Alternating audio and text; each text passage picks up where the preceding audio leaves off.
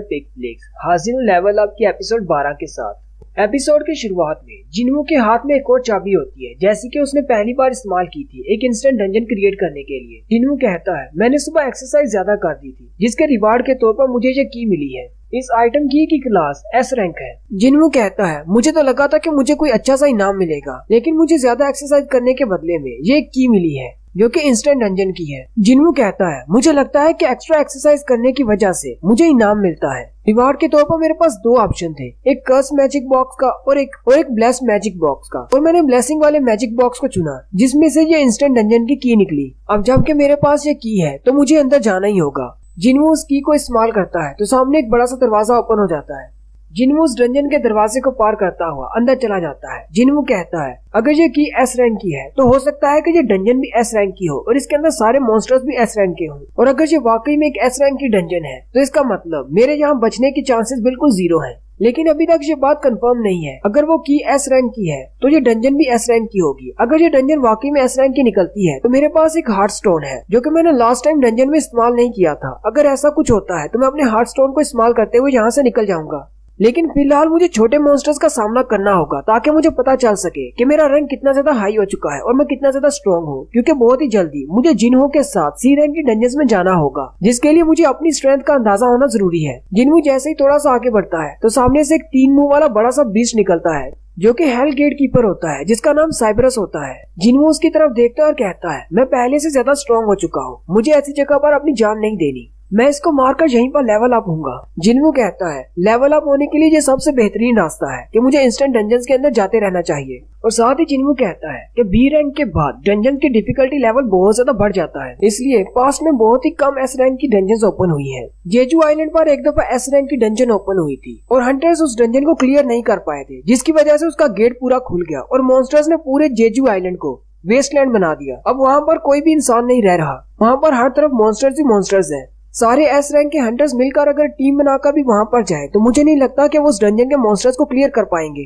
Korea में इस वक्त जितने भी हंटर्स हैं उन सबको मिलाकर भी हम लोग किसी एस रैंक के डंजन को क्लियर नहीं कर पाएंगे। और इस वक्त जितना रैंक मेरा है या मैं जितना स्ट्रॉन्ग हूँ, मुझे एस रैंक के डंजन में हरगिज नहीं जाना चाहिए। और साथ ही जिन्हों और साइबरस के दरमियान फाइट शुरू हो जाती है। उसी वक्त जिन्हों के पास एक विंडो ओपन होती है जिसमें उसे कहा जाता है कि तुम्हारे टाइटल के मुताबिक जब कोई वुल्फ स्लेयर है तुम्हारा बफ एक्टिवेट हो गया है। साथ ही जिन्हों अपने स्प्रिंट के स्किल को भी एक्टिवेट करता है और अपनी स्पीड को इंक्रीज करता है और साइबरस पर चारों तरफ से अटैक करता है। थोड़ी ही देर के बाद जिन्हों अपने ब्लड लॉस स्किल को भी एक्टिवेट करके चेक करता है, लेकिन साइबरस बहुत ज्यादा पावरफुल होता है, वो उसके ब्लड लॉस इफेक्ट को कैंसिल कर देता है। जिन्हों कहता है मेरे बहुत सारे स्किल्स इसके सामने काम नहीं कर रहे, इसका मतलब ये बहुत ही हायर रैंक का मॉन्स्टर है। जिन्हों कहता है इसके ऊपर मेरे अटैक्स काम नहीं कर रहे, हालांकि ये एक बीस्ट टाइप का मॉन्स्टर है और बीस्ट टाइप के सामने मेरे सारे स्टैट्स 40% बढ़ जाते हैं। जिन्हों कहता है अब मुझे कोई भी डाउट नहीं रहा, मुझे लगता है कि ये वाकई में एक एस रैंक की डंजन है। उसी वक्त जिन्हों के पास एक विंडो ओपन होती है जिसमें उसे वार्निंग दी जाती है कि साइबरस अपना रैथ मोड इस्तेमाल करने वाला है और उसका ये रैथ मोड 3 मिनट तक रहेगा।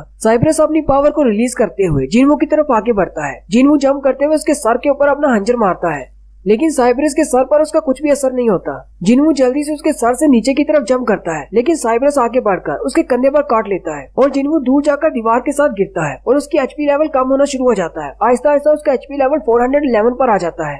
क्योंकि जिन्हों का बहुत ज्यादा ब्लड बह रहा होता है इसलिए सिस्टम उसके एक स्किल को अपने आप एक्टिवेट कर देता है। जिन्हों कहता है ये सिस्टम तो मेरी बहुत ज्यादा मदद कर रहा है, ऐसी सिचुएशन में भी ये मुझे बचा कर रख रहा है, तो इसका मतलब ये सिस्टम नहीं चाहता कि मैं मर जाऊं। जिन्हों कहता है मैं ये कर सकता हूँ, मैं इस मॉन्स्टर को हरा सकता हूँ। जिन्हों अपने रिवार्ड वाली विंडो में जाता है और रिकवरी स्टैट को सिलेक्ट करते हुए अपने आप को दोबारा हील कर लेता है। हील होने के फौरन बाद जिन्हों जंप करते हुए साइबरस के एक सर के दांतों को पकड़ लेता है। जिन्हों ने ऊपर से और नीचे से उसके दांतों को पकड़ा होता है और साथ ही उसे घुमाते हुए उसके सर को मोड़ देता है, जिससे साइबरस का एक सर मर जाता है। और फिर जंप करते हुए दूसरे सर की आंख में अपना डैगर मारता है और फिर वहाँ से भी जंप करते हुए तीसरे सर के ऊपर जाकर अपना हंजर जोर से मारता है, जिसके साथ ही साइबरस जमीन के ऊपर धड़म करके गिर जाता है। थोड़ी देर के बाद जिन्हों के पास एक विंडो ओपन होती है जिसमें उसे कहा जाता है कि तुमने हेल के गेट कीपर साइबरस को मार दिया है, और साथ ही एक और विंडो ओपन होती है जिसमें उसे 4 बार लेवल अप कहा जाता है। जिन्हों साइबरस से कहता है तुम्हारे साथ फाइट करने की वजह से अब मुझे पता चल चुका है कि मेरे पास कितनी स्ट्रेंथ है। अभी मैं इस डंजन के बॉस से फाइट नहीं कर सकता, अभी के लिए मुझे वापस जाना होगा। वहीं पर सामने एक दरवाजा होता है जिसके पीछे शायद बॉस हो सकता है। जिन्वू कहता है अभी के लिए मैं वापस जाता हूँ, जब मैं स्ट्रॉन्ग हो जाऊंगा फिर मैं वापस आऊंगा। साइप्रस को मारने पर जिन्वू को रिवार्ड के तौर पर 3 चीजें मिलती है। सबसे पहले नंबर पर उसे एक नेकलेस मिलता है और दूसरे नंबर पर उसे सामने वाले दरवाजे की चाबी मिलती है जो कि उसे साइप्रस को मारने पर ही मिल सकती थी, और तीसरे नंबर पर एक बेकार सा दांत मिलता है जैसा कि इंस्टेंट डंजन में वुल्फ मॉन्स्टर्स को मारने पर मिलता था। फिर जिन्वू अपने हार्ट स्टोन को इस्तेमाल करते हुए उस डंजन से बाहर आ जाता है। नेक्स्ट सीन एक कैफे का होता है जहाँ पर एक आदमी बैठा होता है, उसके सामने एक और आदमी बैठा होता है जो कि एक हंटर होता है और साथ में वो हंटर एक पुलिस वाला भी है। वो हंटर उस शख्स से कहता है तुमने मुझे यहाँ पर किस लिए बुलाया है।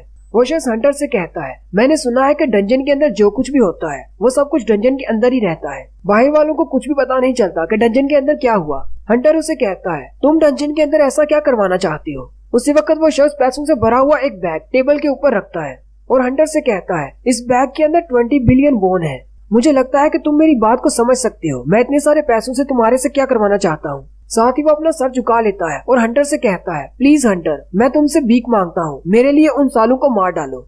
वो हंटर उस शख्स से कहता है चलो ठीक है, लेकिन तुम्हें मुझे 10 बिलियन एक्स्ट्रा देने होंगे क्योंकि हमारे साथ और भी ज्यादा हंटर्स जाएंगे, मुझे उन सबको भी मारना पड़ेगा। क्या तुम और ज्यादा पैसे अरेंज कर सकते हो। मेरे लिए उन सारे हंटर्स को मारना बिल्कुल कीड़े मकोड़ों की तरह है, लेकिन उसके साथ और भी बहुत सारे हंटर्स हमारे साथ जाएंगे, मुझे उन सबको भी मारना पड़ेगा ताकि कोई बाहर आकर ना बता सके। वो शख्स उसे कहता है क्या तुम इस बात को लेकर सीरियस हो, क्या तुम वाकई में उन सबको भी मारना चाहते हो। हंटर उसे कहता है जब हम लोग एक बी रैंक के हंटर होते हैं तो हमें बहुत सारे गिल्ड से कॉल्स आती है कि हमारे गिल्ड को ज्वाइन कर लो, लेकिन क्या तुम ये बात जानते हो कि मैंने उन गिल्ड्स को क्यों ज्वाइन नहीं किया। किसी गिल्ड को ज्वाइन करने की बजाय मैं पुलिस डिपार्टमेंट में क्यों चला गया। साथ ही वो हंसते हुए उस शख्स से कहता है क्योंकि मुझे मॉन्स्टर्स को मारने से ज्यादा इंसानों को मारना ज्यादा पसंद है, इसीलिए मैं पुलिस डिपार्टमेंट में चला गया। नेक्स्ट सीन एक डोजो का होता है जहाँ पर मिस्टर सॉन्ग एक हंटर को तलवारबाजी सिखा रहे होते हैं। ये वही मिस्टर सॉन्ग है जो कि फर्स्ट एपिसोड में आए थे और उनसे जो तलवारबाजी सीख रहा है वो उनका स्टूडेंट है जो कि एक एस रैंक का हंटर है, लेकिन अभी उसके बारे में कुछ भी नहीं बताते और ना ही उसका चेहरा दिखा रहे हैं।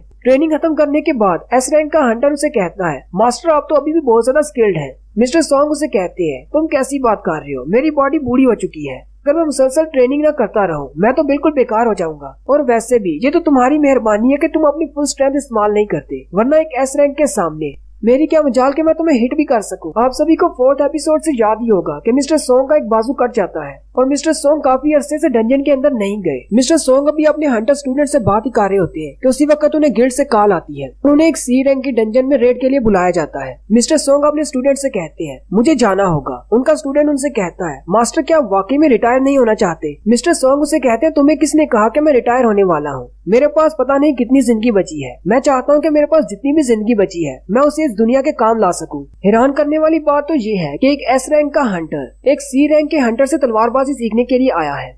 क्या तुम्हें भी ये बात हैरान करने वाली नहीं लगती। उनका स्टूडेंट मिस्टर सॉन्ग से कहता है हाँ ये बात ठीक है कि मैं एक एस रैंक का हंटर हूँ, लेकिन मेरे पास स्किल्स नहीं है जो कि मुझे आपसे मिल सकते हैं। नेक्स्ट सीन में मिस्टर सॉन्ग गली में चलते हुए जा रहे होते हैं और कहते हैं मुझे गिल्ड की तरफ से एक डी रैंक के डंजन में जाना होगा।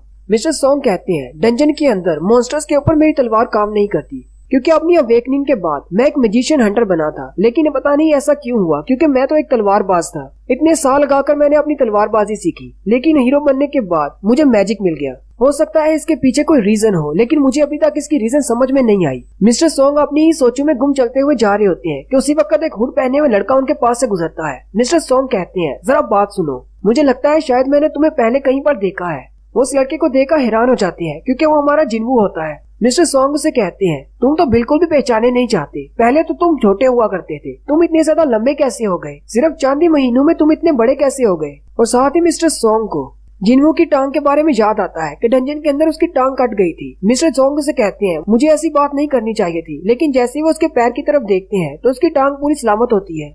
मिस्टर सॉन्ग से देखकर हैरान हो जाते हैं और उसे कहते हैं आहिर ये कैसे हुआ, तुम्हारी टांग तो बिल्कुल ठीक है। जिन्वू मिस्टर सॉन्ग से कहता है आप सबके चले जाने के बाद मैं वहाँ पर बेहोश हो गया था। जब मुझे इस डंजन से बाहर निकाला गया तो मेरे पाँव बिल्कुल सलामत थे और मेरी पूरी बॉडी हील हो चुकी थी। मिस्टर सॉन्ग कहते हैं आखिर उस डंजन में ऐसा क्या हुआ, लेकिन साथ ही वो हंसते हुए जिन्वू से कहते हैं ये तो बहुत ही अच्छी बात है, अगर वाकई में तुम्हारा पैर कट जाता तो तुम्हारे जैसे यंग लड़के के लिए ऐसा तो बहुत ही बुरा होता। मैं तुम्हारे लिए बहुत ज्यादा खुश हूँ। जिन्वू मिस्टर सॉन्ग के बाजू की तरफ देखता है। मिस्टर सॉन्ग उसे कहते हैं तुम्हें इस बारे में परेशान होने की जरूरत नहीं, मेरी लाइफ बहुत ही अच्छी चल रही है, मुझे इस बाजू से ज्यादा फर्क नहीं पड़ा, लेकिन मैं हमेशा तुम्हारे बारे में सोचता रहा आखिर तुम्हारा क्या हुआ होगा। वैसे मैंने सुना था कि तुम बच गए हो। लेकिन मुझे यकीन नहीं आ रहा था और आज तुम्हें देखकर भी यकीन नहीं आ रहा। मिस्टर सॉन्ग जिन्हू से कहते हैं, कहीं तुम भी उस डंजन में जाने के लिए तो नहीं आए, कहीं तुम्हें गिल्ड से मैसेज तो नहीं आया। जिन्हू मिस्टर सॉन्ग से कहता है, हाँ मुझे भी गिल्ड की तरफ से मैसेज आया है, क्या आपको भी मैसेज आया है। वो दोनों डंजन वाली साइड पर पहुंच जाते हैं। वहाँ पर 3 लोग पहले से मौजूद होते हैं। जैसे ही वो उन तीनों के करीब जाते हैं तो मिस्टर सॉन्ग कहते हैं, ये तो बहुत ही अमेजिंग दिन है, आज तो सारे लोग यहीं पर मौजूद हैं। ये सारे वही लोग हैं जो उस दिन डंजन में से बच गए थे। मिस्टर किम और जूही दोनों भी वहीं पर होते हैं। जूही जिन्हू को देखकर हैरान हो जाती है, जबकि जिन्हू को मिस्टर किम को देखकर गुस्सा आ रहा होता है, क्योंकि मिस्टर किम उन्हें मरने के लिए वहाँ पर छोड़कर भाग गए थे। फिर वो सारे इकट्ठे हो जाते हैं। मिस्टर सॉन्ग कहते हैं, ये तो वाकई में एक कोइंसिडेंस है कि उस डंजन के वाकये से जिंदा बचने वाले हम सारे लोग दोबारा से एक साथ डंजन में जाने वाले हैं। और यहीं पर हमारी एपिसोड 12 का एंड होता है।